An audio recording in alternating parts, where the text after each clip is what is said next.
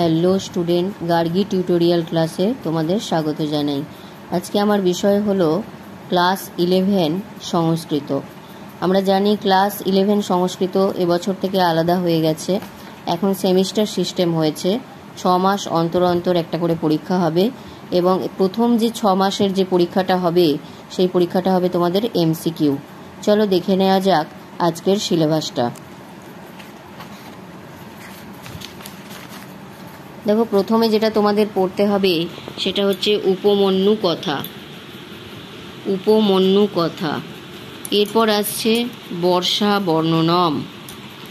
আচ্ছা, আমি একটু বলতে থাকি। উপমন্যু কথার মধ্যে আমাদের যেরকম এমসিকিউ প্রশ্ন হবে তার মধ্যে একটু প্রশ্নের প্যাটার্নগুলো দেখে নাও। যেমন স্তম্ভ মেলানো, বাক্যের পুনর্বিন্যাস, সত্য মিথ্যা ধর্মী, বিবৃতির মধ্যে সম্পর্ক, এই টাইপের প্রশ্ন কিন্তু সব জায়গা থেকেই আসবে। পদ্য, গদ্য, নাটক সব জায়গা থেকেই আসবে। যেমন দেখো, উপমন্যু কথা একটা গল্প বা গদ্য। এরপর আসছে বর্ষা বর্ণনম, এটা একটা পদ্য। এছাড়া আমাদের দৃশ্যকাব্যমূলক যে একটা প্রহসনমূলক একটা নাটক আছে ছোট হাস্যরসাত্মক, সেটা হলো কৃপণ কপালী। এখান থেকে ওই একই টাইপের প্রশ্নগুলো আসবে। স্তম্ভ মেলানো, সত্য মিথ্যা ধর্মী, বিবৃতির মধ্যে সম্পর্ক, এই টাইপের প্রশ্নগুলো তোমাদের আসবে। এছাড়া আর কি আছে দেখো, আমাদের এরপর আসছে ব্যাকরণ। ব্যাকরণের মধ্যে আছে সন্ধি আছে, তারপর শব্দরূপ আছে, তারপরে ধাতুরূপ আছে, এরপর আছে প্রত্যয় আছে। বৈদিক সাহিত্যের মধ্যে আছে ঋগ্বেদ, সামবেদ এবং বাল্মীকির রামায়ণ আছে এবং গল্প সাহিত্য আছে। এই হচ্ছে তোমাদের সিলেবাস। এবার একটু ব্যাকরণের পার্টটাকে আমরা ভালো করে দেখি। দেখো, ব্যাকরণের মধ্যে আছে সন্ধি। সন্ধির মধ্যে কি কি আছে? স্বরস সন্ধি আছে, ব্যঞ্জন সন্ধি আছে। এরপর আসছে শব্দরূপ। শব্দরূপের মধ্যে আমাদের পড়তে হবে বালক, লতা, ফল, কবি, মতি, বাড়ি, নদী, এই শব্দরূপগুলো আমাদের করতে হবে। এছাড়া আসছে ধাতুরূপ।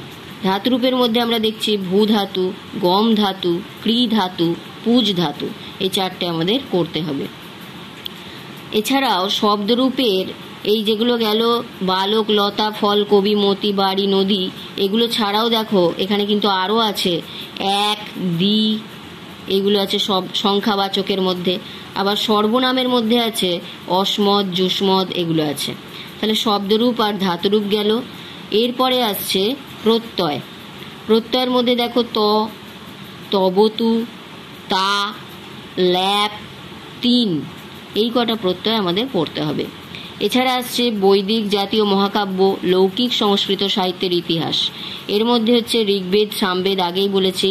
এছাড়া আছে বাল্মীকির রামায়ণ আছে। এছাড়া আছে সংস্কৃত গল্প সাহিত্যের ইতিহাস। তার মধ্যে দেখো কি কি পড়তে হচ্ছে: পঞ্চতন্ত্র, হিতোপদেশ, কথা সরিৎসাগর। এই হচ্ছে তোমাদের সিলেবাস। আমি একটু একটু করে তোমাদের সিলেবাস ওয়াইজ পড়াতে থাকবো। এরপরে যেটা আমি করাবো, ইম্পর্টেন্ট কোশ্চেন দেখে তোমাদের কিছু করিয়ে দেবো, কারণ সময় আর বেশি কিন্তু নেই। সেপ্টেম্বরেই তোমাদের পরীক্ষা আছে। তাই উপমন্যু কথা থেকে বেছে বেছে আমি কিছু কোশ্চেন অ্যান্সার তোমাদের দেখিয়ে দেবো পরের ভিডিওতে। ভালো লাগলে একটা লাইক করে দিও, সাবস্ক্রাইব করে নিও চ্যানেলটা, তাহলে পরপর সমস্ত ভিডিওগুলো আসতে থাকবে আর তোমাদের পড়াটাও সুন্দরভাবে এগোতে থাকবে।